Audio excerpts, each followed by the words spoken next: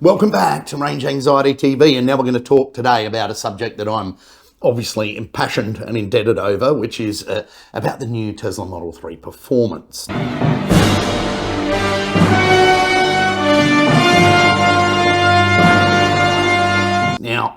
a lot going on the internet, a lot of people out at the track now running times and what have you.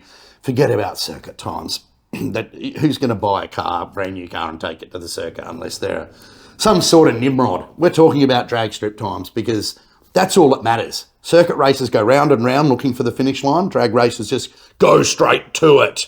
Thank you for that, Big Sean, for teaching me that a long time ago. Now, there's two very different versions. We've covered this before. There's the Panasonic Pack, American battery car rated at 510 horsepower, and there's the LG Chem battery pack rest of the world car, and I mean Canada, Europe, Australia, Asia, which is rated at 460 horsepower.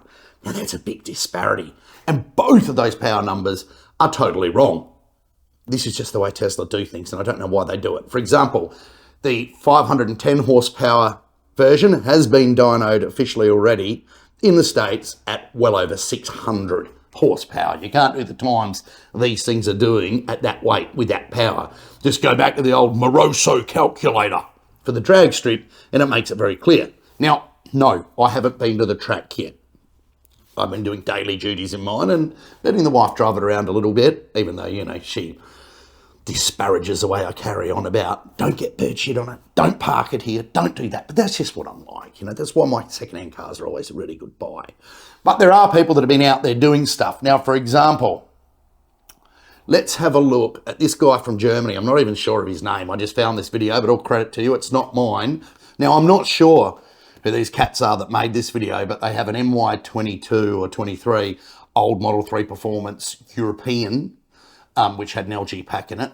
And they're like, basically they all did then, I think, apart from the American ones, and even some of the American ones did. So they were as fast as any Model 3 Performance made, lined up against the new European low-powered version, and they give them a run. And you can see there that the cars are a little bit similar up to 100, a little bit faster than the new one. Then after 100, it just pulls away. So the rumours out there saying that the new car is no faster than the old car are totally incorrect. And there's another video around that shows them from standing start to speed limiter, which is 263 kilometres an hour, or something like that. And yeah, the new car gaps it. Doesn't gap it, though, as hard as this video we're about to show you of an American car. As you can see, that's a little bit, the angle of the camera is a little bit, you know, but as you can see, it's more of a significant bit of gaptology being handed to the older vehicle. So yes, the American car is quicker, and I think I've worked out now about how much quicker it is. So I know this guy online, and he's from Queensland, and he's a, you know, rather sporty sort of figured guy like me, and he took with his charge cables in the boot, he didn't do anything crazy, and he took his car to the drags and was running consistent 11.2s at 121 mile an hour. There's our conversation. I'm sure Justin's already put it up. And yeah, he knows what he's doing with the car, and he drove it properly, obviously, but didn't do any special prep to it, whatever. So an old car with no special prep would run about 11.6 at 115. The new car with no special prep, and this is the Aussie European version, runs 11.2 at 121. So that is a big difference, right? Don't let people tell you they're the same, because they ain't the same. One of these things is not like the other. But let's compare that then to the American pack, and you'll see that there's like, if we put up the draggy times, there's a lot more, you know, 3 to 3.1 times for the American cars than there are for the Australian or European cars. In fact, I think the fastest Euro car on the draggy list is from Ireland. Very interesting indeed. So they seem to be about a tenth off, at closest, about a tenth to a tenth and a half off the American car.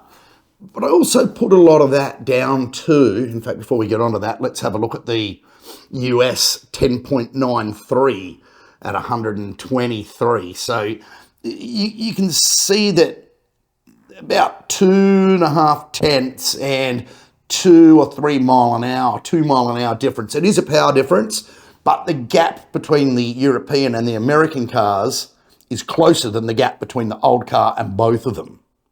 So yeah, that is quite clear now. There are people that have gone faster. I've got a mate that I know online over there who's run 10.65 at 126, but in an American car. But he was also the same guy that did 11.2 at 121 in his old Jigger. And, remember, we could only just get 119. So this guy's fast. His track's fast. He knows how to set his car up.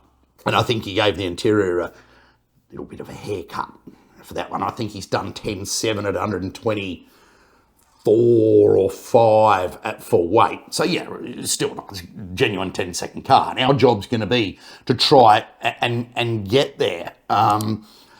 It's not going to be easy, but there was a lot of, the new car's no faster than the old car. No, the new car is clearly significantly faster than the old car and much closer to the American car than people would have had you believe at the start.